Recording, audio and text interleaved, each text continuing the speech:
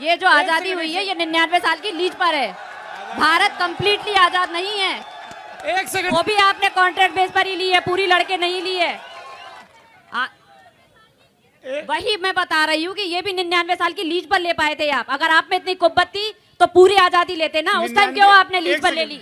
99 साल की लीज पे? हाँ, मैं वहां पर केवल मोदी जी की नीतियों का समर्थन करने के नाते, एक देश के नागरिक होने के नाते और माननीय योगी आदित्यनाथ जी की नीतियों का अनुसरण करने के नाते ही वहां पर उनकी विचारधारा से प्रेरित होकर ही अपना पक्ष रख रही थी। अब आगे की बात करते हैं। आपने जो बात बोली थी कि हमारा जो देश है वो जो आज़ाद हुआ है वो लीज पे हुआ है।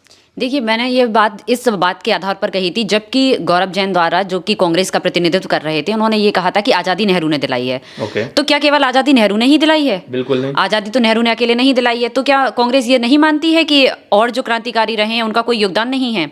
उसके उपलक्ष्य में मैंने ये कहा था कि उन्होंने पूरी आज़ादी नहीं दिलाई है।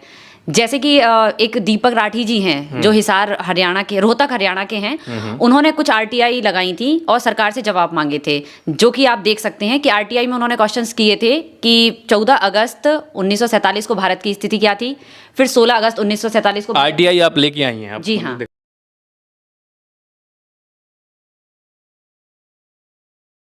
नहीं तो इसमें लीज वाली बात कहाँ पर है?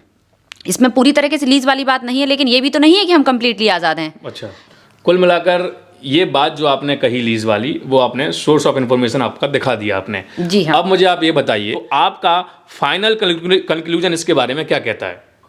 देखिए, मैं तो यही चाहती हूँ कि अगर ऐसा कुछ नहीं है तो गवर्नमेंट राजपथ पर या फिर अपने लेटर पैड पर लिख कर दे दे कि ये जो भ्रम फैला हुआ है आम जनता में, ये दूर हो जाए कि भाई हम कंप्लीटली आज़ाद हैं, हम कोई ब्रिटिश सब्जेक्ट नहीं हैं, ना ही हमारे कोई रूल्स, उनके रूल्स हमारे ऊपर अप्लाई होते हैं।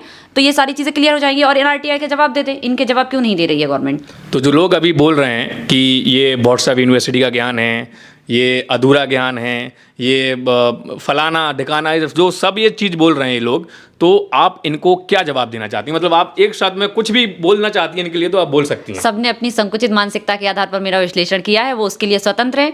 इसके लिए मुझे कोई ऑब्जेक्शन नहीं है। अगर सच में इसकी सच्चाई जानना चाहते हैं तो आरटीआई लगा सकते हैं। ये बहुत बढ़िया आंसर दिया है कि भाई अगर आप लोगों में से किसी को भी संकोच है कि जो रुचि जी ने बोला है कि भाई हमारा देश लीज पे नहीं है, मैं भी इस बात पे अग्री नहीं करता, लेकिन मैं जो उन्होंने बताया मैंने आप लोगों को दिखाया। अब आप लोग क्या सोचते हैं? आपको लगता है कि एक महिला या फिर एक लड़की, एक लेडी इतने स्पष्ट तरीके से अपनी बात रख रही है, तो क्या हमें उसका मजाक बनाना चाहिए या फिर उस बात को समझने के लिए कुछ इन्फॉर्मेशन हमें भी निकालनी चाहिए, गूगल करना चाहिए, आरटीआई डालना चाहिए? आप और कुछ कहना चाहती हैं इस वीडियो में? नहीं, बस थैंक यू सो मच। चलिए, थैंक यू सो मच।